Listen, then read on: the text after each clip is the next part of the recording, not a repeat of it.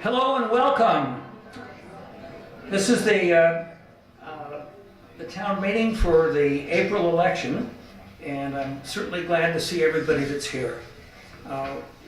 We've had a large group of administrative committee people that have been working on this meeting for the better part of this year. We've had about 10 meetings to get organized and prepared for it. And we will have the town meetings tonight and tomorrow night. Tonight will be for the village board and the village clerk. And tomorrow night will be for the library and the elementary school and the high school. And I would like to introduce to you the people that have been working on this. We have a superb group of people who have put in some time and made this event an extreme success. So we had Margaret Abel, David Anderson, Ralph Bishop, Paul Blahunka, Robin Husig, John Josephitis, Tim Penich, Steve Posick, Jill Rosa, Carol Russ, Jan Snowbridge, and Valerie Steiner. And if you don't mind, I'd appreciate it if you'd all give a hand to those people.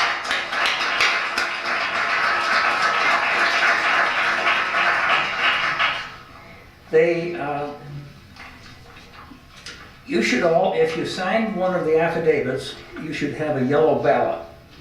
And the way the procedure is going to work is you also have an agenda. And when we get around to taking the votes, we're going to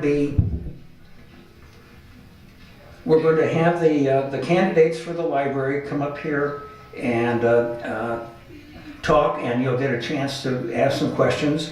And then after they're done, we'll have our village clerk candidate come up and talk, and then we'll have the village trustees. And in between them, we're going to pass the hat. And the reason we do that is if you turn to the back of the agenda, you'll see that it costs us almost $1,600 to put on this event, and we have no funds to do it with. So we would very much appreciate contributions from anybody in the room who wishes to do so. If you care to give us $10 or $50 or $100, we will certainly appreciate it. So the next item on the agenda is everybody whose name is on the ballot as a contestant has been nominated. So the next question is, are there any other nominations from the floor? If not, we declare the nominations closed, and we will go on to listen to the candidates speak. And in order to introduce that, Carol Russ is going to take care of bringing up the candidates and introducing the speakers. Carol? Thank you. Love to have the candidates come up for our first seating. We're going to start with the library group, so you can come up while we get a little bit more organized. First thing to say after the welcome is thank you for coming. We're here to take a look at local government, and there is no local government without you, of course. So we'll have our library candidates first, and we have a specific procedure that we will follow with all of the candidates tonight. We do have timers right in front of the candidates that you may not be aware of, but they're very effective. They will be seeking a 2-minute opening statement time, and we don't have to be real fierce about it because this is not a contested group. We hope you'll feel 2 minutes is enough to express a little bit about your candidacy and why you're running. And then we will have some questions from you, which I also want to talk about because our timers are also timing to 1-minute responses to the questions. And we only have 2 candidates here tonight, so this seating will go quickly. We'll try and get to your library questions, but we'd like questions written on the card. We want to include whatever it is that you're interested in. We ask you to write it on the card so that the folks who are here, like Robin and Jill, standing up looking at you right now, can grab your card, take it to our question coordinators. They're trying to include your questions. The reason we send them to them is because they will let us know what is the subject of greatest interest, make sure we cover it. They'll look for a little variety of subjects. So that we can cover more, and also they look for a little bit of legibility sometimes. You know who you are, but they just try and make things run more smoothly, and we ask you to send the questions to them because it goes much more swiftly than an open mic, which is more fun, I admit. But We are not going to have an audience open mic tonight. We're going to use the cards, so if you need one, just wave. If you have a filled out one, just wave it in the air. It'll get collected. So we would like to begin with the 2-minute opening statements. And we're missing John tonight. John Heitzman, I don't know that anybody sent in a statement for him tonight. Jill, did we get a 2-minute statement from John? We do not. So we cannot do that for you, but we do have Janie Dirch and Kathy Meyerhoff here, so we would like to begin with the 2-minute statements, and we're so clever, we're going in alphabetical order. What a surprise it is. So Janie, will you lead off for us with your statement? If you would put the microphone close. We also have Larry McCotter here on the soundboard. He'll try and bring it down if we get too much reverberation, but you do need to have the microphone really close to have it pick up. Yes, really close. Okay. Thank you. All right. Thanks for all coming out tonight. I am Janie Dirch, and I'm in my first term on the library board right now. We'll finish up at the end of April. And I would like to serve another term just to finish up the things that were already in progress and that I've contributed to during the 4 years, well, 3.5 at this point, that I've been on the board. I bring the fact that I do have experience as a trustee. I've learned a great deal about how the board works in the 3.5 years that I've been on it. And I do believe that libraries will continue to be a very important factor in communities of all sizes, both large and small. I think they're going to be changing the way they fit into the community. The library that people my age grew up with is a very different thing from the libraries today, and I think that's a positive thing. We always strive to get more and more people interested in the library and serve whatever needs they want to have, and I think that with my organizational skills and my background in education and my sense of stewardship, I would like to serve another 4 years on the library board. As far as the most pressing issues, I think that our physical space is probably the most pressing issue that we have, and that's that's twofold. We need more space, and we need to maintain what we have. The building is aging, and we need to maintain it. Finally, the decision that we reached to offer library cards to people who are not within the library district, I think that is one of my favorite decisions that I made as a member of the board, because I think anybody who goes to school in our district should be able to use a library card. Thank you. Okay, thank you very much. And now a 2-minute opening statement from Kathy Meyerhoff. Good evening, everybody. Thank you for coming tonight. It's really great to see so many people out on a cold night in early winter, and to support the committee for starters. Thank you so much, and for those of us who are interested in serving. I've been on the library board for 2 terms, and I'm currently president of the board. I've been president for about 4 years, and as Janie said, there's a learning curve that goes along with being on these boards, and we've all learned together, and we've learned that our library is just a top-notch organization. Libraries are compared to other libraries based on circulation and size and employment and revenues and budget, and all sorts of numbers get put together. And for a long while, the Lakeville Public Library was well ranked, but actually a couple of years ago it was #1 in the state in its category. So it's an outstanding facility that all of you are able to partake. The 2 biggest things that face us as a board are revenues, how to manage running the library within the revenues available, which is about 95% sales tax. So when I say we, I'm talking about an extraordinary staff of hardworking, creative individuals. We've been able to partner with several community services, organizations for services. We've brought outreach throughout the community, which started that about 4 years ago. And we're just interactive with so many different groups. And we've begun a passport program. So if any of you need a passport, please come to the Lakeville Public Library, because we do provide that service, and it's a profitable service to the library. So we're always working hard to increase revenues and at the same time provide services to the community. Did you say 30? Okay. basically, as Jamie said, that's it. The other big deal is the facilities, which are aging, and we're entering our centennial year, so we'll talk a lot about hoping to improve the facilities and do so in a way that's affordable for everyone. So thank you, Ben. Thanks for coming.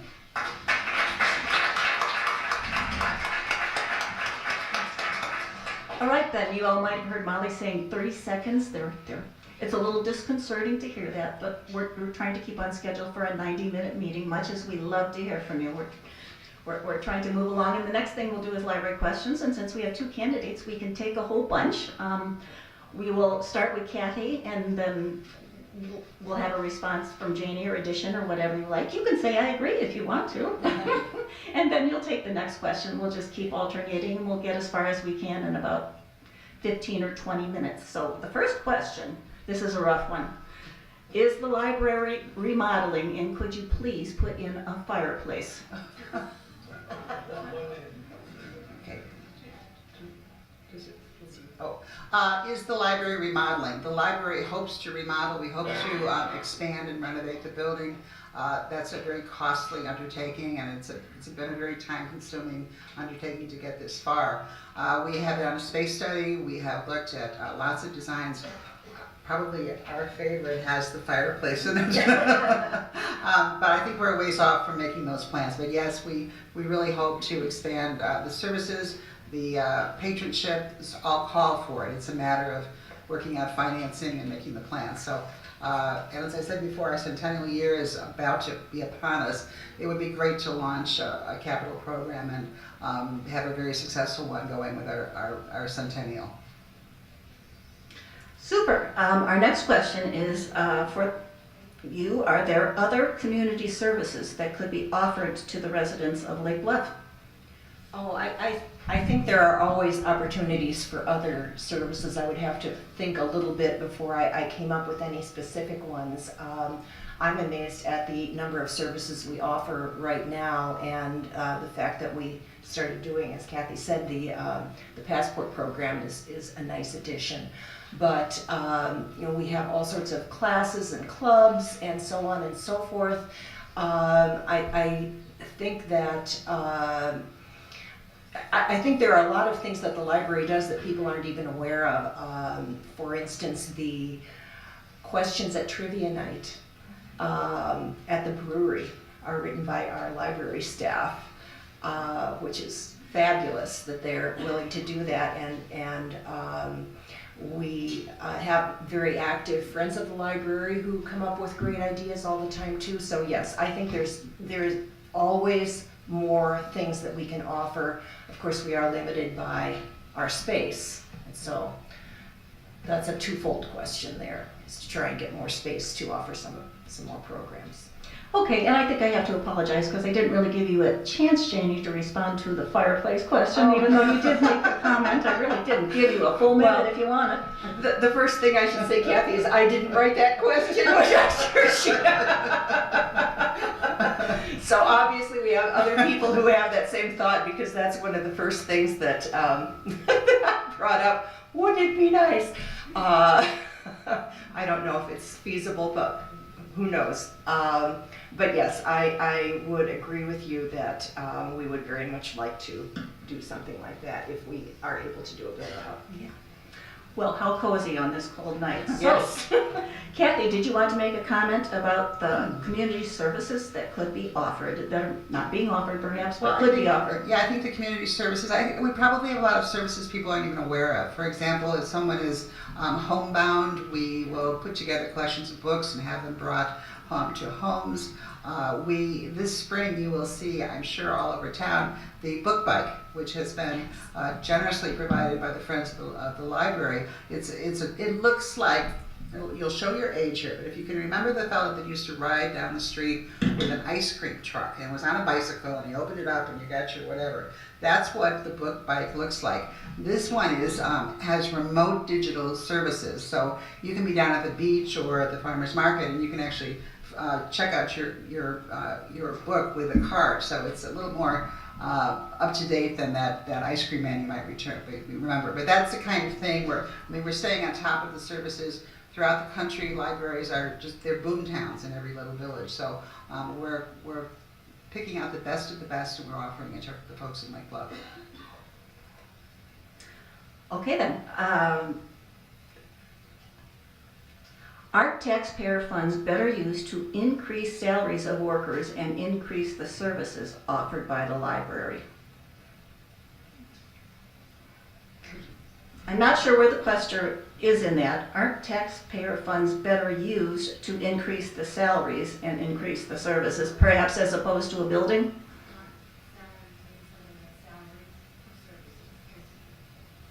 Oh, thank you. I may be misreading it, so thank you. I'm the one with the legibility problem here. Thank you. So let me read that again the other way. Aren't taxpayer funds better used to increase salaries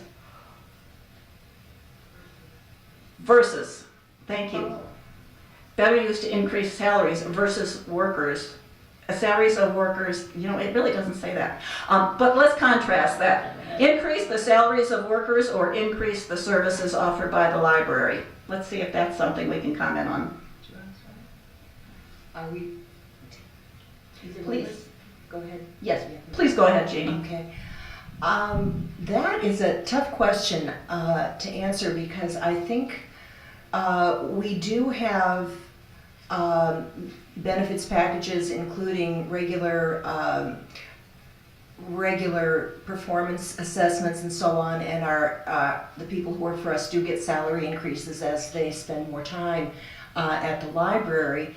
And as far as I know, we don't have too much trouble staffing the library. So I would say we, as a board, we try and do both. I mean, we try and increase services when we can, and we try and keep our employees happy as much as we possibly can. We are a small library, so if someone has a vision to go on to something bigger, this is a good place for them to learn, and we have had that happen and may have that happen in the future as well. But it's very much a family, and I think our people are pretty happy working there under the situation that they have. So. Well, thank you. Kathy, I'm still not sure exactly the order of the question there, but as far as staffing, it's a challenge. We have an outstanding staff. We actually have two of our department heads were my students at the Lakewood Middle School. I'm very proud of that. So we have a lot of wonderful local talent that works and thrives at the library. They have opportunities that they wouldn't have in larger libraries, and we run the risk of losing them, but we hope that they'll stay for as much as they can. It's really tough. We have about $1 million budget, and to maintain the staff that we need to have to provide the services, to maintain the circulation, and by services, just the internet, the cost of electronics in the building. I mean, it's an expensive place to operate, so it's hard to decide. I think we actually have a pretty good balance between what we invest in our staff and what we invest in our infrastructure and our services. It would be hard to do any of those with less. So, could I add one more coda onto that? Sure. That you just triggered my memory that we just recently increased the hours during the school year. So that was, that was both staffing and programs. We used to be open only 2 nights a week, and now we're open 5 nights a week, I believe. Yeah, we were able to do that without any real revenue or any increase by managing staff and working here, there, and everywhere. So we credit our director and our staff to figuring all that out. So we are offering now, more than we were able to do in the past, but it's the same cost. super. Yes, it sounds like the questioner is really very pleased with the quality of the workers and the increase in the services. This is someone who believes in people, and apparently you two do too. So, another question. I know it's really odd to try and alternate first person. When we have a contested election, it's kind of important, but it's a little awkward. A little awkward between good friends here. We could give you a cup of tea and just let you two talk away, and this would work. But I'll try another question here, and maybe I can read it better. What are some of the community activities that can be offered to the village residents in addition to current activities? Did we cover that a little bit, or can we say more? Well, I can only, it's hard for me to look into the crystal ball. For instance, we just had, and I hope some of you visited, the putting through the pages, which I think is one of the most amazing programs I've ever attended. We had about 157 people come through from maybe 2 years old to 80 plus. We transformed the library into a miniature golf course based on literature. For instance, there was Harry Potter Field was one of the holes, and it was just one hall was more creative than the other. So that came out of an association with staff and the Friends of the Library. So Janie and I would be looking in a crystal ball to outguess the things that our staff actually comes up with and provides. We're a presence at the farmers market now. We were the marshals of the parade a couple of years ago. We were there at the Centurion bike race. I mean, we're doing. I would be hard pressed, and yet every board meeting we find out we're doing something in addition. So we're keeping up as best we can. Great, and did you wanna? Well, I would say the same, yes. I feel like we have creative, energetic staff who keeps up with what other libraries are doing and makes suggestions as to things that they think that we could do, and they come up with real creative things on their own. That the Friends of the Library were the ones who started that the library putting thing, and the staff just jumped on it with both feet, and they just had a ball putting that together. So yeah, it's we do we are the ones who pretty much say, yeah, let's go for it. Super. Well, on to a new subject. This questioner would like to know, has anyone considered consolidating Lake Bluff with Lake Forest Library? Do you have an opinion on that? Let me just laugh a little. Lake Forest Library and Lake Bluff Library, I think both serve very important roles in the community. Obviously, Lake Forest Library is a much larger library, it's a much larger community, but they have their challenges right now as well. Actually, a good friend of mine is on the library board, and we compare notes every now and again because they have an aging structure and so on and so forth.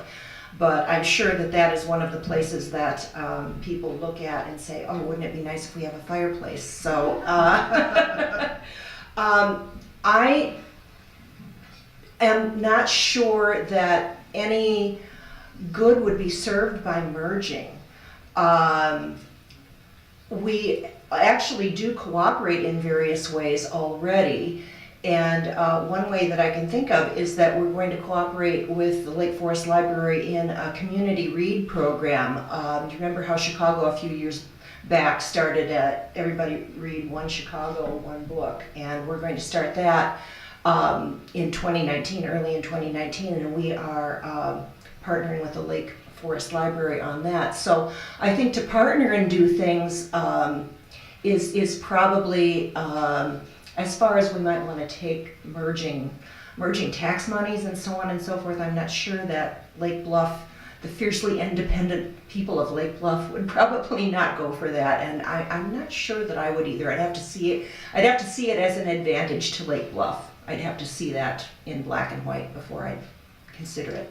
Thank you. Kathy, did you want to add something? Well, I very much agree with I liked what Jane just said. I'd have to see the advantage to doing that because it's not something that's, and I'm sure someone has thought of it, but our board has not thought of it. And we're structured differently politically. We are elected by the villagers of Lake Bluff.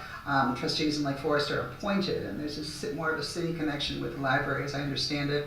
Although we are cooperative, our directors work together quite a bit, and as Janie said, this year we'll be doing, it's the Death of the Great Lakes by Dan Egan. It's a great book and very timely, and there'll be programs in both towns supported by both libraries. So I would say a merger would be more under those ideas of working together. So I'll have to do more of that. All right, next question. In the age of the internet, what do you see as the role of the library in the next 10 years? In the next 10 years, that's a really good question because we think a lot about the next 10 years of the library and having a facility that is 21st century up and rolling and has the technological tools the expertise of the staff and the facility that can propel us into the next 10 to 25 years.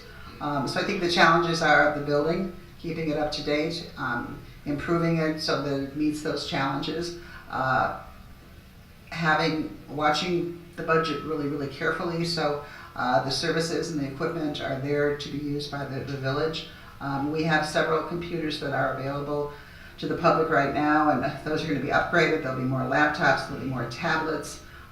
We have kids coming in at 18 months old who are fooling around with computers in the basement. So we realize, and those children will be 10 or 12 in 10 years. When we think about that and the demands and the expectations and the talents that they will have, we simply have to keep up with that. Thank you. Janie, did you want to add something? Sure. I think the experience of small children being taken to the library by their parents, by their aunts and uncles, brothers and sisters, caretakers, whatever, I don't think that will ever be something that you can replace with looking at a screen. Certainly you can download books, I do plenty of that, but there are certain aspects of things that can be provided at the library, and I think once again I referred to that in my opening statement, that in the 21st century the library takes on a very different role. I mean, when I was growing up, library was a place you went to get books and do your research for your papers. That was it. It's so much more now, and those are things that cannot. Those are experiences that cannot be duplicated in any other way than by going to a library. So I don't see that changing at all in the next 10 years. I would agree with you, Kathy, that we're going to be relevant for a long time. I don't see libraries ever becoming irrelevant. Excellent. Well, we have 2 more questions before we move on to the clerk candidate, and I see that everybody found a seat, which is great. There are extra chairs, but I think you found them. Awesome. So 2 questions we'll do quickly. Janie, maybe you'd like to pick which one you want to answer. How about that? So exciting. I know. Where's Pat Zajac when we need him in Vanna to really camp this up? But we have 2 questions, so Why don't you pick one for me? oh darn. Okay. All right. Here's an easy one maybe. Is the library still receiving $1,000 a year from the school for the outside residents of library students attending the Lake Bluff schools? So I think that means students from non-municipal areas? Correct. Yes. That I'm not sure if that's the actual I think it's number. 1,000 and then about half that from the high school. Yes. Okay. Yeah. I would reiterate that because we do have kids from the high school who went through Lake Bluff schools that come as well. And don't we also have an agreement with the Montessori? We do, which for a very small number of kids, I think Yeah. that's $50 a year. Right. And they. Yeah, what it is, we have, there are children who use our library but live outside the library jurisdiction. Therefore, as homeowners, they don't pay the tax for the library. And so that household, and the household actually continues to be charged appropriately. But if those are school-aged children, those children are entitled to a library card. And this is based on a change of law in Illinois a few years ago, and our library enthusiastically agreed to do that. And then the stipend from the districts, which is through an intergovernmental agreement for both elementary and public. It's sort of an insurance policy against damages or lost books, etc. Although kids are still liable for those fees. So it's provided enthusiastically by the school district, and really it's a win-win for the library, for the kids, for all of you. And you think of the teacher who says, let's read about elephants this week, and everybody goes to the library. If there's 4 or 5 kids who can't, that's a real disservice that we can't provide for those children. So we're very happy to do that. Wonderful. Well, circling back to where we started, this one definitely is a bricks and mortar question, not about staff and services. So, do you feel the Lake Bluff Library needs expansion and/or modernization? And if so, how would you propose to proceed with the changes? That's a big one. Yes, we do. We do feel that we have expansion needs. We don't offer as many programs as we'd like to. We have to turn people away when they try to reserve one of our rooms for whatever, some sort of a meeting of another group or so on and so forth. and we could offer a lot more. We could have more inventory of books if we had more space. Right now there is a very small space for teens to get together, and we'd like to provide them with more space to get together for their study nights and so on and so forth. So yes, and we do have, as Kathy said, when I came on the board, she had already been on for 4 years. I came in and there had already been a move to hire an architect, look at plans and so on and so forth. And we are doing our best to try to facilitate as much as we can and still keep it reasonable for the taxpayers. We will be starting a capital funds campaign very soon, and hope to raise some money so that we can do exactly that. So yes, we do have plans to expand if we can come up with the money. All right, and on that note, we'll change over to the next seating.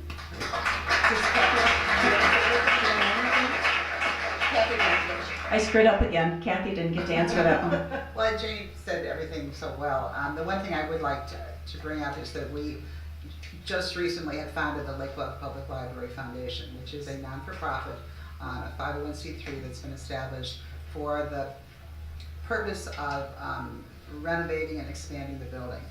It's an ambitious program. You'll hear more about it. We can only do this with community support. We do an excellent job of maintaining our budget with the funds that come into the library. There's no doubt about that, but it doesn't give us room to do much more than that. We both stated over and over again, and libraries should be community centers. They are around the world, around the country. And if you drove up the North Shore, town after town after town, the biggest municipal building project in any one of these towns is the library. It's happening everywhere, all over the country.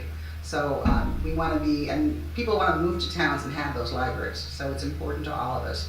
So you'll be hearing more about it. We appreciate your support. I'm seeing people nod their heads because it's your library. You know how important it is. So thanks. Okay, once more. All right, good job. And we'd like our clerk candidate to come up right now. If you look at your agenda and your ballot, you will see how many votes you get.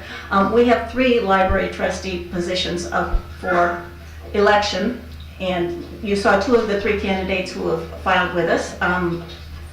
For clerk, we have 1 person who is seeking your vote for that position, and of course the real vote is on April 2nd, 2019.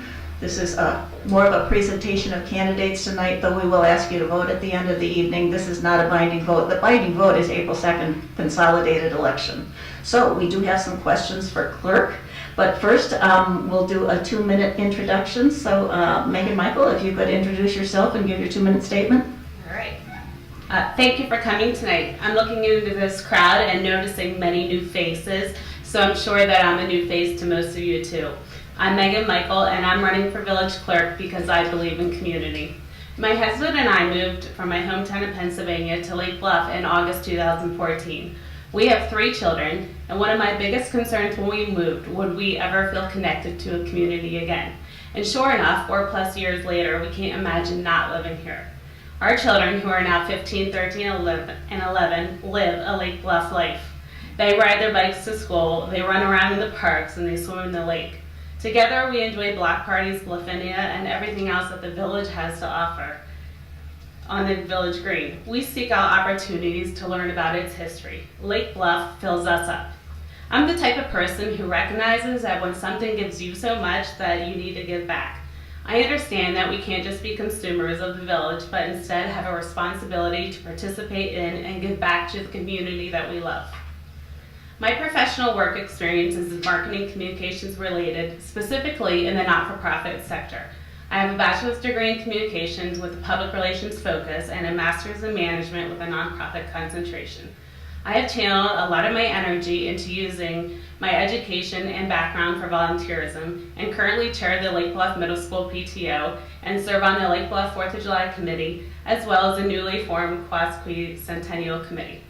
Last year, when I was writing stories for the Parade book, which was based on a spirit and service theme, I had the privilege of interviewing a number of Lake Bluff residents who turned their spirit for our community into service for Lake Bluff. A common theme amongst them was that the small size of the village provided everyone an opportunity to get involved and make an impact. This inspired my interest in local government and my desire to help strengthen the Lake Bluff community so that it continues to be a vibrant home for its current and future residents. I believe that my experiences, my dedication to anything in which I'm involved, and my commitment to the community has provided me a foundation to serve as your village clerk. I appreciate your consideration for this position, and thank you.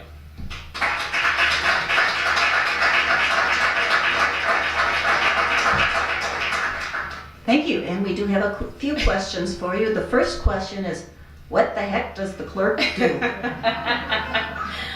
Well, what I've heard is that you sit there and record votes and are present at the meeting. I've also learned that it's a great starter position or help you become involved and know what's going on in the community and see where else you would like to go from there.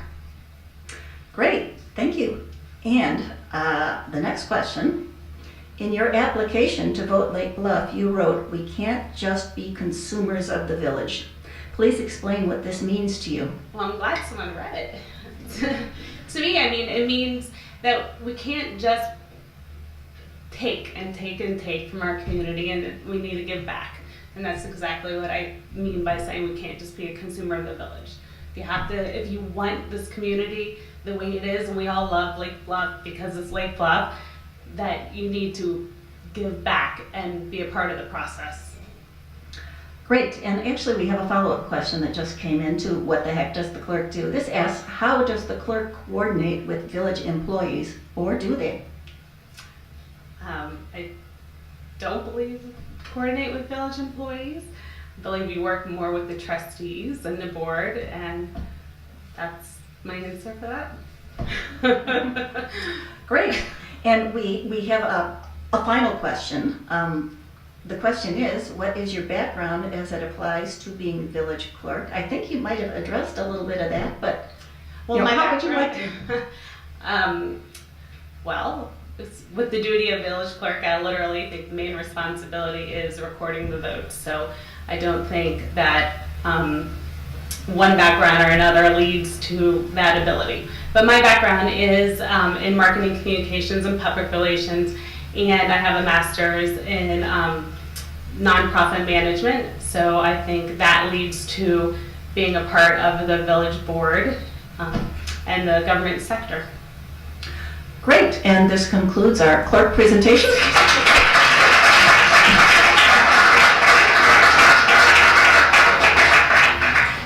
And we're going to change seatings for the village trustees. We'll have a little bit of a break though while Dave Anderson comes up and addresses a couple things. And we have some hats and some collection boxes, and Dave will address that too. All right, now comes the commercial pitch. We act as a committee and try to put this together every 2 years, and it's a volunteer organization, but unfortunately it does take some money. As you can see on the back of your programs, we put out some money for yard signs so people would be aware of it. It costs, we have insurance. I know you people are all careful, but we have to have event insurance. We need money for rental of the site and the AV sound system, and then just general expenses that we have during the year. As you can see, it adds up to about $1,500 a year, or actually every 2 years, just every 2 years. So it's about $1,500, but we do this all on a volunteer basis, and any contributions that you can give, we'd be grateful for. We'll take cash, check, car keys,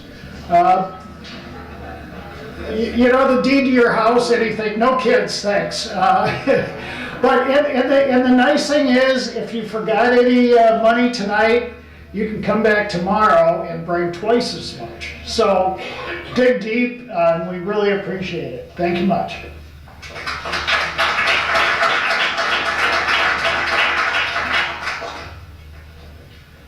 Okay, happy to have the clerk candidates come up and take their seat. And I've had a request to call for floor nominations again. In case that wasn't clear, we do accept floor nominations, but I'd love for our known trustee candidates to come up and take a seat and get settled.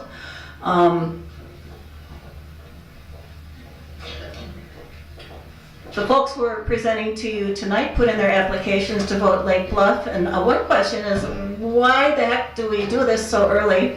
And that is because the papers that they are required to file with the State Board of Elections are due this month. So that's why we do this now, looking ahead to the April 2nd election. We could possibly even do this even earlier, but we cannot do it later. There's not enough time left for them to complete their documents. And one of the essential things we will do tonight is ask you to sign petitions. This group needs a minimum of 70 signatures, so that will be most of the bodies in this room. So we ask you to please do that as you leave. We'll have it all set up and very tidy and straightforward for you. And also, relative to the candidates in front of us, we do have 4 candidates for trustee tonight. If you look at your ballot, you will see that there are actually 3 positions that will be available on the ballot on April 2nd. So this is good news, bad news. The good news is that we have a lot of good people who want to do good work. Their community service that they are doing on your behalf. You know, the sad news is not everyone will get on the ballot, but all 4 of them could choose to file. We're just doing a straw poll tonight. We're happy to present anybody who wants to serve village government to you, learn something about the issues and the people who want to serve you. So it's good news, really. And I don't want to digress too much, but after the last consolidated election, the Trib ran an article on so many suburban communities that have blank spots on the ballot, that don't have people running and can't fill the seats. Now, appointments can be made, but you know, these are folks who want to bring you good government, so it's all to the good that we have 4 people here, and we hope you all will continue to serve the community, because we all benefit. We're glad for that. So we're going to start with the trustee seating now, and again, we'll start with a 2-minute statement from each of them. And we will try and go in a more appropriate order. Barbara Ankerman will not be totally surprised that she's going first. I see that we're not seated in alphabetical order, which is just fine, but we'll try and do a better rotation this time than I did the first time, and we'll start with 2-minute statements from each of you, starting with Barbara. Hi, my name is Barbara Ankerman, and I began the first time I served the community was when I was asked to participate in 2010 for the strategic planning, and I didn't really know what I was getting into, but I was intrigued by the questions that were asked and the direction that the village was going. I then served as a clerk, and then that was 2 years, and then became trustee. So I've just finished my first 4-year term almost as trustee, and I found that it is a big learning curve. Just becoming a trustee, there's so many things to know in terms of the budget, in terms of the challenges, and when we try to look into the crystal ball and see what's coming as the next big challenge, a lot of the things that happened over the last 4 years, not everybody saw coming. So it's always interesting to see what the latest challenge is. I feel like I've positively contributed to a lot of the discussions that have happened, and there's been a handful of issues that have actually become contentious. And it's been my goal to remain focused on facts throughout these discussions and throughout some of these discussions that turn into turmoil. I'm a non-practicing CPA. I manage an office of accountants, and I feel like I pay attention to details and to dollars, and I think that kind of translates to a lot of the work that we do as trustees. I think one of the most pressing issue that we see going forward isn't something specific, but it's just that our nation is becoming more polarized, and many topics in the village tend to become very polarizing. And so I feel like it's my duty to kind of be that stabilizing factor, asking questions that are good questions and we need to answer, but we need to be able to resolve this in a civil manner. Continued financial pressure from the state can also significantly impact the village, and I hope that we can continue to stay in a good positive direction. Thank you. And next we'll have Regis Charlotte, because we're just going to go in alphabetical order. Thank you. Thank you. Good evening. My name is Regis Charlotte, and I'm running for village board as a trustee. I very recently retired from corporate life, having created and led for the past 25 years an organization providing clinical terminology solutions for powering about 85% of all healthcare organizations in this country. Meanwhile, we also created a community at work of 300 people in this county. I've been a Lake Bluff resident for the past 22 years. My wife and I raised our 2 children that are now in middle school and high school. During that time, I coached soccer. I was active in Fox Nation, Indian Guides and Princesses, Cub Scouts, and lately I'm serving as treasurer to the Lake Bluff Boy Scout Troop 42. I was raised with a very strong sense of civic duty and community service. My parents have themselves long served in their community village boards. Having achieved personal goal, I consider an honor to have the chance to represent the interest of all of our residents on the village board. My past corporate life experience required extensive strategic thinking, financial oversight, and relentless attention to our customers.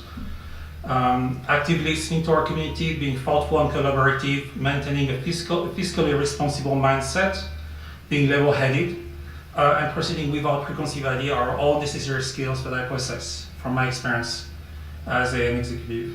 Lake Bluff is uniquely defined by its historic character, the strong education system we have, and the village charm. I'm aware of or have experienced our current challenges: revenue sources, real estate development, stormwater management issues that affect our community. While I recognize the village board has engaged in long-term budget process, storm flooding management, attracting businesses, real estate development issues, I see these issues as most important and pressing going forward. Thank you. Joy Marquis?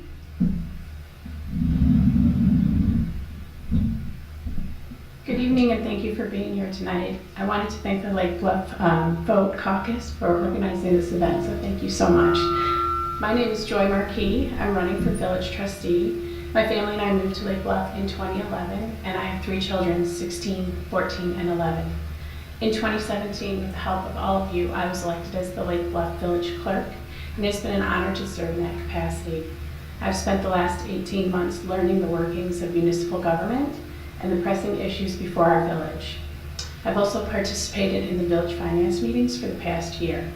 I feel like both of these experiences will give me the ability to hit the ground running if elected as your trustee.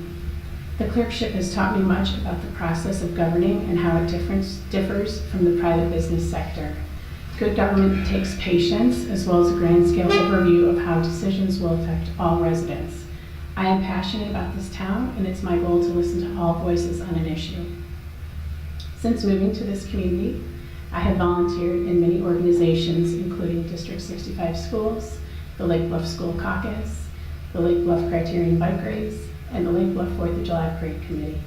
In 2016, I participated in the 2023 Lake Bluff Strategic Plan, and most recently I was asked to join the Lake Bluff Quasquicentennial Board. Through these experiences, I have interacted with many community members, including city officials, small business owners, and local residents of all ages. I graduated from Miami of Ohio, earning an undergraduate degree in English. I went on to obtain my MBA from Thunderbird, the Global School of Management in Arizona. My background includes new product development and market research. In closing, I'd like to add that I'm often downtown Lake Bluff getting a coffee or walking my dog Jessie. I would invite any of you to stop and talk with me if you have a question or an opinion concerning the village. We're a community of intelligent and creative people, and when we work together, great things happen in Lake Bluff. I will always have time to listen, and I will always have your comments top of mind as your trustee. Thank you for your time this evening, and I appreciate the opportunity to be here tonight. Thank you. And our 4th opening statement will be from Jerry McDermott. Good evening. Donna and I have lived here for over 20 years. We raised our 2 boys here. It was a great experience, as you all know, raising kids here. When the boys were younger, I participated in, coaching soccer, coaching lacrosse, coaching baseball, scouts, the things everybody does here. More recently, I've been involved with the Union Church as a trustee, heading up the buildings landscape committee. Got volunteered to help in the capital campaign by a couple of the guys that are putting their heads down over there, Jim Moss and Ann Sorensen. And then with that group, came together, and after we raised the money, then we built the new manse, and we built the courtyard, and we put the money to work. And that is kind of the way I operate. All right, I'm very conservative financially. You know, when I look at things, you have money that comes in and you have money that goes out, right? And that's at home and that's at work. I've been involved with a lot of businesses, building a lot of small businesses into decent-sized businesses and selling them, and building them based on new product development, marketing, global expansion, things like that. But financially, we always look at it as a pay-as-you-go basis, right? Don't just take, even with the church, we didn't take a mortgage, we didn't borrow a penny to do the building. We raised the money, then we did the building. That's kind of the way I operate, that's the way I think. When I started looking at this role, I started looking at this strategic plan. And the strategic plan is a great document, and I really questioned myself. I said, can I endorse that? And the answer was yes. And I said, can I help that? And the answer was yes. I think the two biggest pages that I look at is page 3, which somebody here referenced, is the operating principles, you know, which says basically be nice. And then page 6, I think it is, talks about economic development. Because our budget, you know, our taxes only, you know, about 10% of our taxes go to the village. So we can't save our way anyway. Economic development is where we need to focus. Okay, thank you very much, and we're going to go on to some questions. We have lots and lots of questions, so I'd like to get started, and we'll start with Regis Charlotte as the first responder on this. The question is, do you see merit in eliminating a non-professional volunteer fire department in favor of purchasing more professional services by contract from Lake Forest? Question mark. And for less money, hopefully, question mark, this person is asking. So the question is about, do you favor eliminating our non-professional volunteer fire department? Regis Charlotte, please. Sure. I think the question was, the answer was given a few days ago by our village president, where we, considering if we're going to merge with the Lake Forest Fire Department, we're also going to take on their pension deficit and their basically an aged equipment compared to ours. Our equipment is actually younger than their equipment. And the answer was no, and I agree with that. Okay, and Joy, would you like to comment on the same question? Sure, I agree. We don't want to take on the Lake Forest pensions when it comes to the fire department. We have an absolutely amazing volunteer fire department. The management has done an amazing job of giving us an idea of where we can go with our department, which is being independent and being solvent, and I think that's what we want to focus on. Thank you. Jerry McDermott, do you have a response? I agree with both of the candidates exactly with what they just said, but I'd add to that. The piece that jumps at me at that is, I think the comment was professional versus non-professional. And I'd be, knowing a lot of volunteers and a lot of professional firemen very well, I know a lot of, most of them think of each other as professionals. And the training that the volunteers go through is extensive. So I think there's a miss there in the question, just on that part. But I agree with, we should keep it an independent fire department. Okay, Barbara Ackerman, can you add anything? I think it's been well discussed, and you know, the board supported our volunteer firefighters, and they have a proud tradition of volunteerism that reflects the volunteerism that, you know, all of Lake Bluff has. Okay, thank you. This next question will be answered first by Joy. And the questioner asks, do you support the village finance, I'll start again. Do you support the Village Finance Committee's decision for the purchase of surveillance cameras to monitor the Village Green events with money that was appropriated for train station cameras? And if so, why?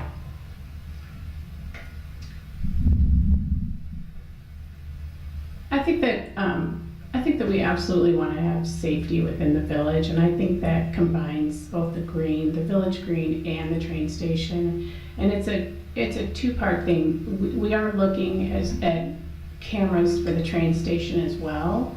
And so I think it's something that is a process that's moving forward.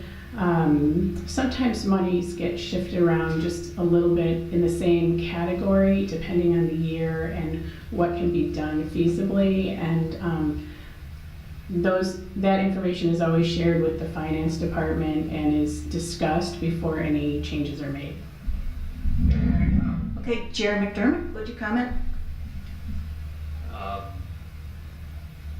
You know, without having been part of the discussion as to why somebody was doing it and why somebody wasn't doing it, I wouldn't really take a position on that. I think your answer is an excellent answer. I mean, that's the way it works. You know, you put funds into something, and sometimes they get, you know, the decision has to be made to put a fund over here instead of spending it over here. Okay, Barbara Ankerman? I think that the finance committee, I'm part of the finance committee, and the input that we get from the police department itself is what greatly influences what we did. So we listened to the people whose job it is to kind of serve and protect, and we felt that was a good use of the technology, and that's the way that the finance committee decided to go. Okay, and our final responder on this, Monsieur Charlot. I don't think I can say your name properly. You did, thank you. I think there are several answers to that question, actually, and I really like the answers that were given previous to my answer, but I would also think there's an ethical sense where, I mean, there's first a financial concern that is, so fine, so we take pictures or we take videos, but who is going to monitor this, and what is the cost of doing that work? Do we have to hire new staff? And by the way, our village department, police department is actually outsourced somewhere else. So what is it going to cost us? That's number one.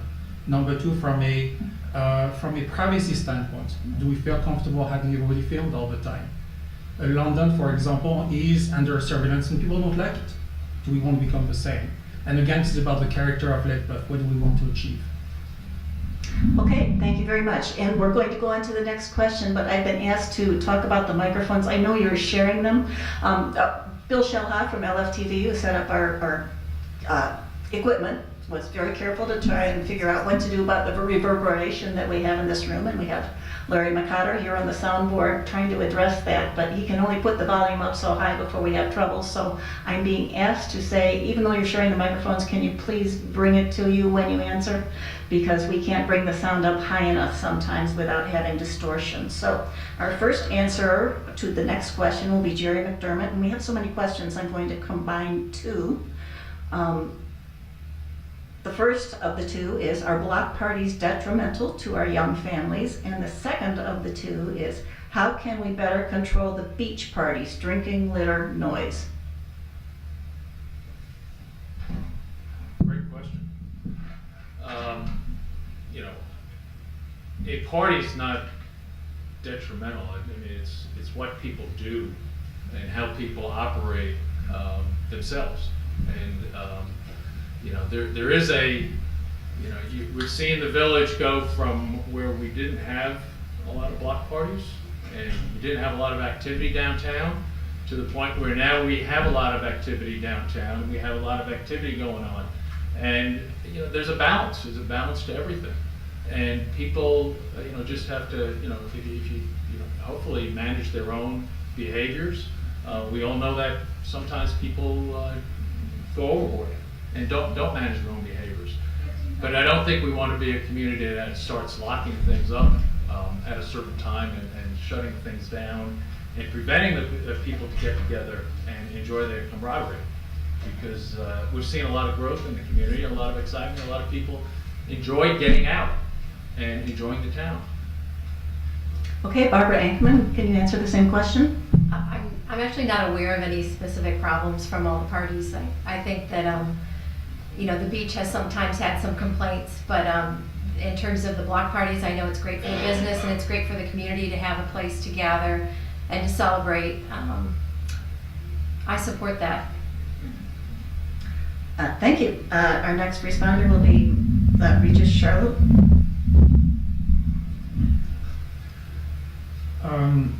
I think that is the important thing, the reason why we all live in this community is because of a character, and I think the block parties are part of this character.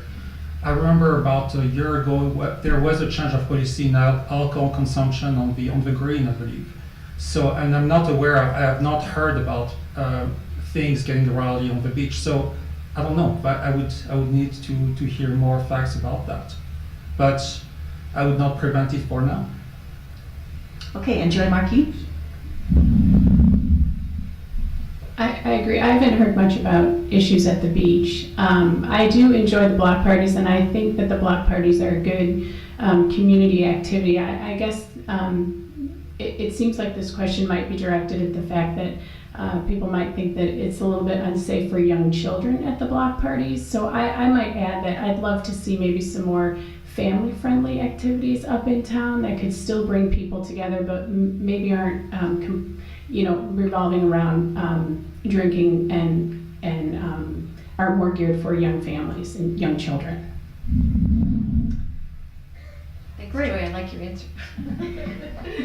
And no one staked out a position on litter? Yes? No? Do we like litter? I think we didn't read that part of the question. All right, we'll go on to another question, and again, I will combine a couple, because we have two related questions. The first says, Airbnb divided our community. Do you think this issue was appropriately settled? And the second of this two-part question is, what is your position on allowing residents to rent rooms in their homes? So our first responder will be Barbara Ankerman. Airbnb was one of those big issues that divided people, and I think I was probably on the minority because I was not a big fan of Airbnbs and looked at the community of people who lived around the Airbnb as well as the owner of a potential Airbnb. I think that I bought the home as a home that didn't have a rental next to me, and that was kind of one of my biggest guides to how I felt about the issue itself and how it might be detrimental to my enjoyment of my home. When that was resolved and Airbnbs were permitted, the world didn't stop turning, and life has gone on, and I just hope that we can take these contentious issues and learn how to move forward. So I was on the losing end of that, and the world is still turning. Thank you. Regis Charlot, please. Thank you. I heard the issues very well, and I didn't think that was very pleasant. There was a lot of contentious issues behind that, but were not very neat to hear in our community. Now, our community doesn't have hotels, okay?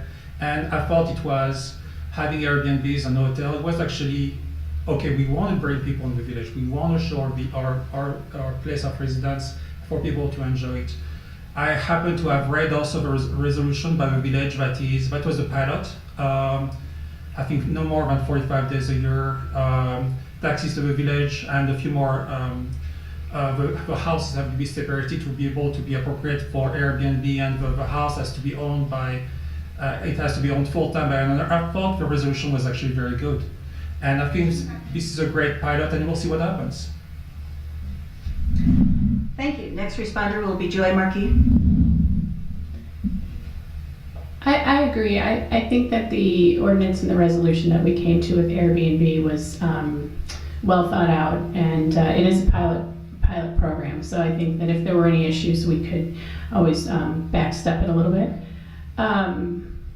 I thought the process was really well done. I think we had a lot of communities that were looking to us to see what we were going to do, and instead of just saying no, absolutely not, or Airbnb with no restrictions, we actually took the time, and I thought it was good government. We listened to people, we really went through, we researched, we talked to all different types of people in the community, and the goal was to get everyone's opinion, combine that with research, and then write up the best ordinance we could for our community. And I think we did that.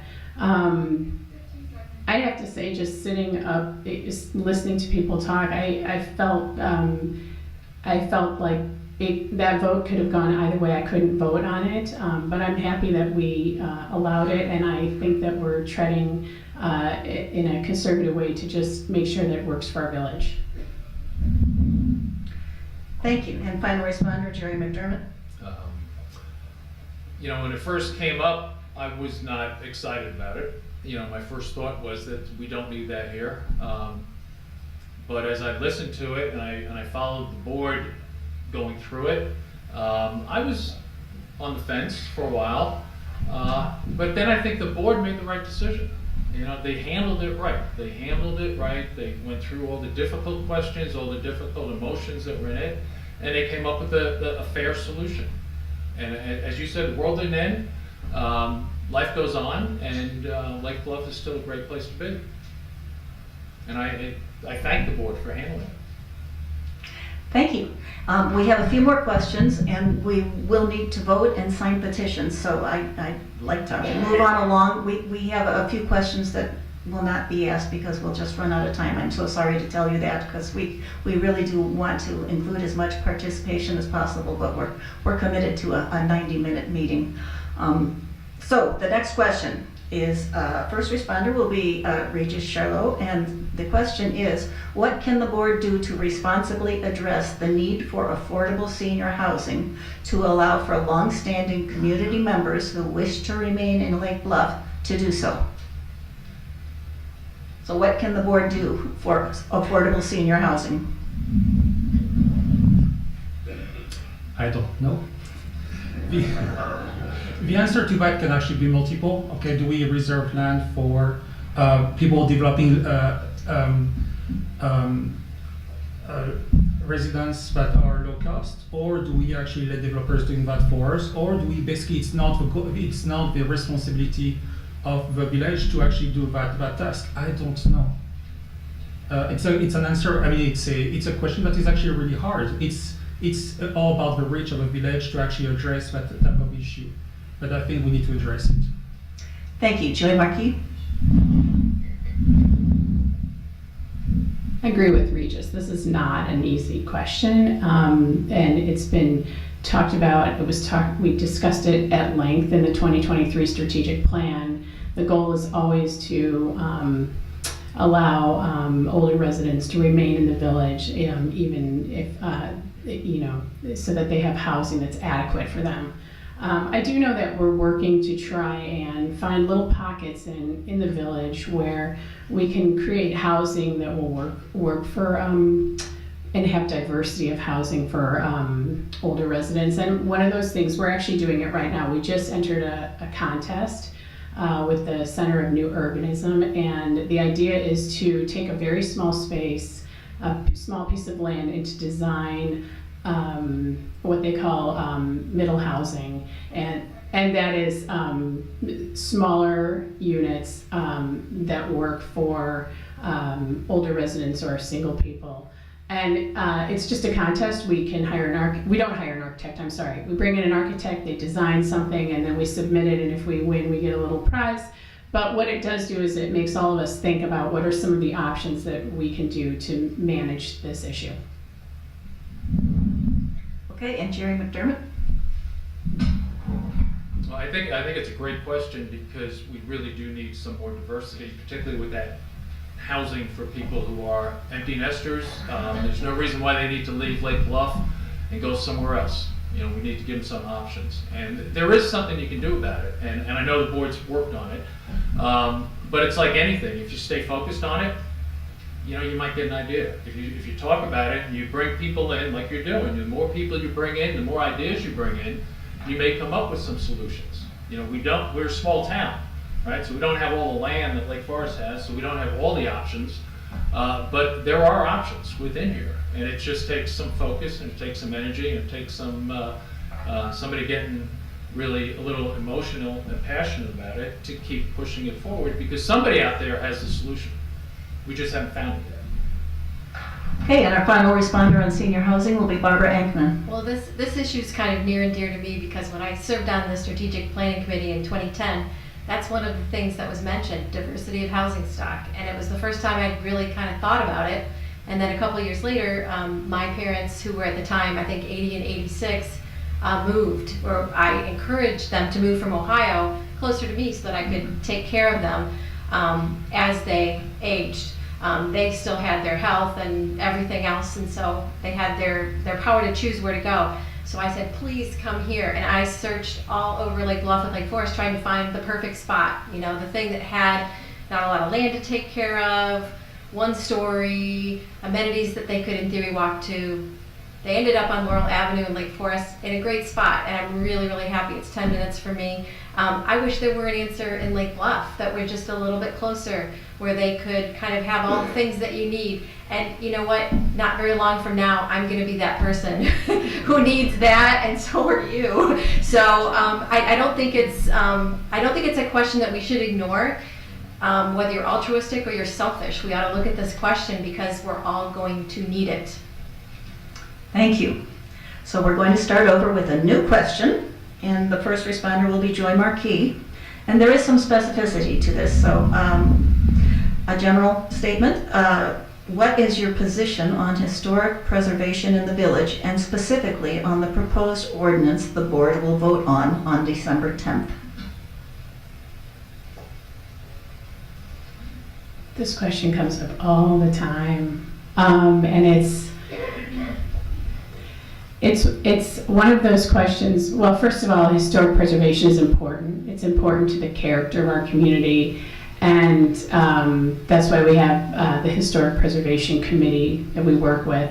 And we'd really like to get from the Historic Preservation Committee some more detailed ideas and guidelines for how to work with this issue. As for the ordinance that's on the table that we'll be voting on tomorrow, I think. That ordinance we've tightened based on the fact that there were some gray areas in it. It hasn't changed the outcome of what the ordinance does, and I believe it actually makes it a stronger ordinance. Okay, Jerry McDermott, the same question. Well, that is an excellent question, but I need to let the responders explain their take on it. So there's actually two parts to this. One is your position on historic preservation, and the second is specifically the ordinance that the board will vote on December 10th. So everybody will get a turn, but I think that's a really good question. So Jerry McDermott, do you want to try for that? I'll take the first part of it. Okay, then we're going to have to wait, Nikki, Yeah. but it was a good question. You're right.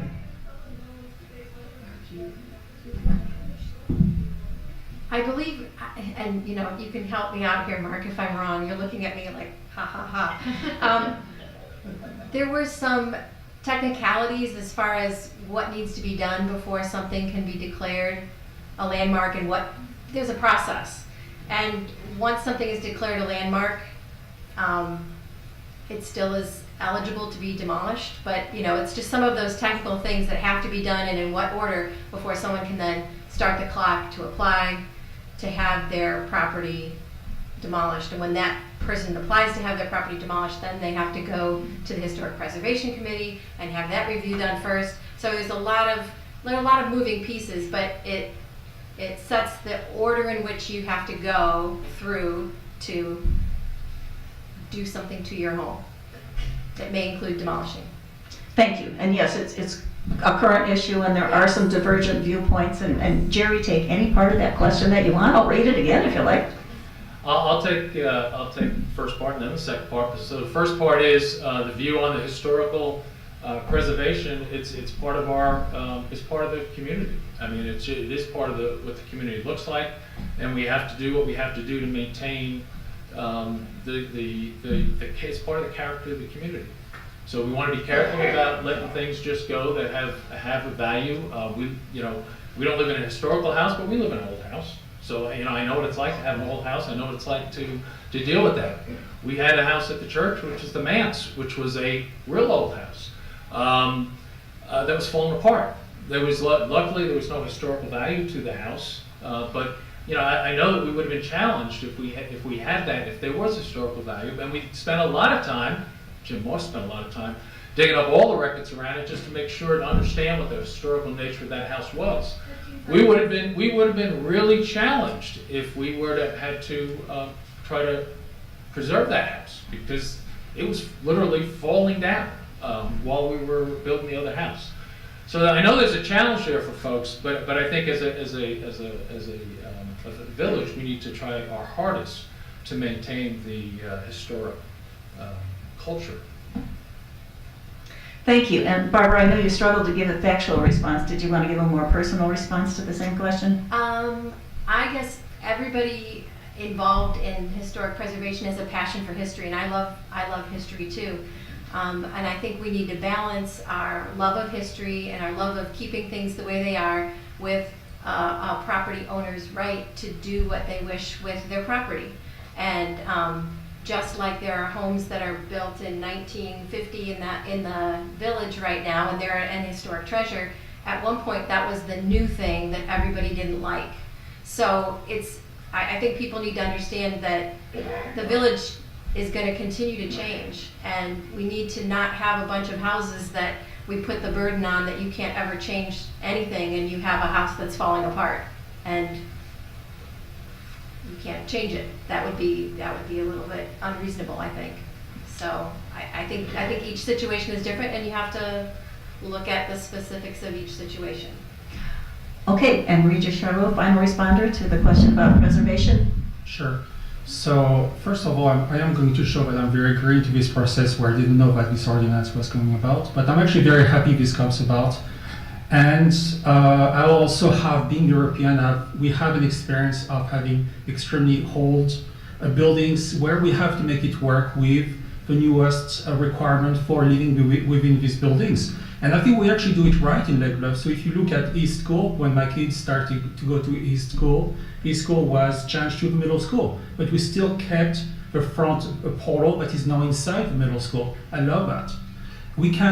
Europe has a history of creating new with old and making the old work very well and being very comfortable for what our requirements are today. We can make this work. This is not that complicated. Thank you. And I'm really sorry we can't include all the questions because they're good ones, but I'd like to ask a more general question at this point so we can get more of a feel for our candidates. The first responder on this question will be Jerry McDermott, and the question is, how can you embrace change in the village without altering the small town atmosphere?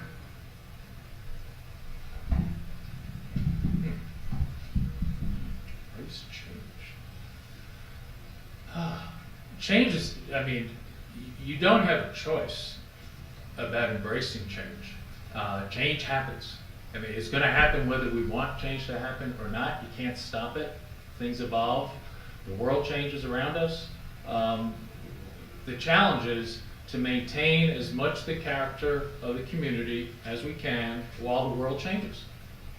I mean, the library, the gals up here talking about the library, we're talking about change in the library. The library is not sitting still, right? The library is moving forward, right?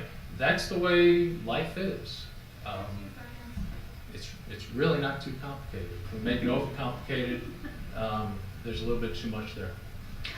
Barbara, how do we get progress without change? Well, you can't. And I think that people look at the outside of things changing, and I mean, people talk about this intangible about what Lake Bluff is and what we want, and you can't put it in a bottle and sell it. I mean, it's not the architecture, it's not anything that people are selling, it's the people. And that's why it breaks my heart when I see so many of these issues that turn us into a divided community. And I feel like some of the people who are fighting for that great Lake Bluff thing are the people who are tearing us apart. So as much as people say they love the village, I wish they would love the people first, and be a little bit looking at the long-term effects of some of the divisive arguments in the village and look at that as being important. Thank you. Regis Charlot, do you have a response? Yes, I do. I think it's all about character. First of all, we are here because Lake Bluff is the community we love. Okay, now Jerry's absolutely right. We cannot stop change. And actually, life is change. We are here and we make this community grow and make it grow to what is very enjoyable to us. Now, I think we can be, one of the reasons also we're here is for Lake Bluff to be vibrant. Okay, we love being here. We love summer. We love the block parties. I think we have to manage change, and it's all about communication, it's all about being transparent in the process, and if we have a difficult issue, we have to bring it up and debate on it, and come informed and do something positive about it for the betterment of the village. Thank you. And our final responder for the evening will be Joy Marquis. I think that everyone is up here is giving great answers tonight, and with this question included.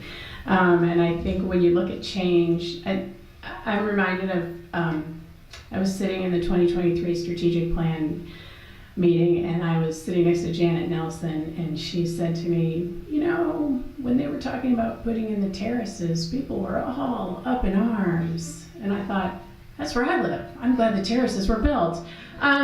So I think like we do go through change in Lake Bluff, and there's a lot of conversation about it, but ultimately I believe that we get to where we need to be, and I think you see that we're trying to preserve the character of the community. We've been growing out the Waukegan corridor, which I think is a great place for us to grow and expand and to get more sales tax revenue, while we continue to keep the village, the downtown village area, quaint and kind of what we think of when we think of Mayberry. So I do think that I think the village and its residents work hard to find that balance. It's not always easy and it's not always comfortable, but we do find it. And usually afterwards we can all go out and have a beer together and we're okay. All right, let's hear it for our trustee candidates.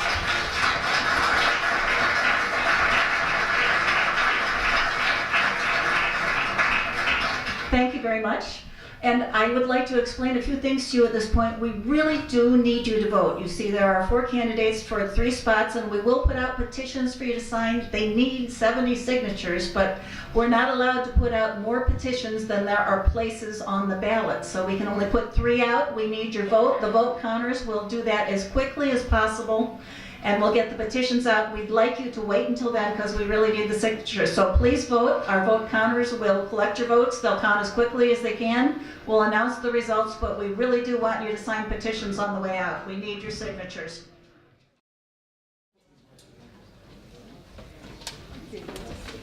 Well, I expect everybody will be surprised that the 3 candidates for the library got nominated, as did the nominee for village clerk.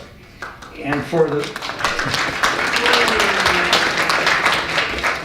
the Board of Trustees, the votes were for Joy Markey, 87, for Regis Charlotte, 82, for Barbara Annickman, 80, and for Jerry McDermott, 79. So the caucus is going to be supporting Barbara, Regis, and Joy. Thank you very much for being here tonight.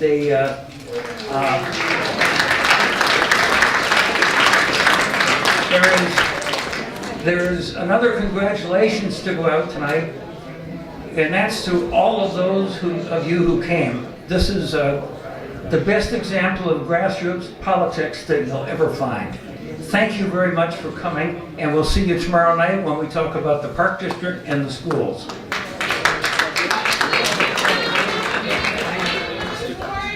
Oh.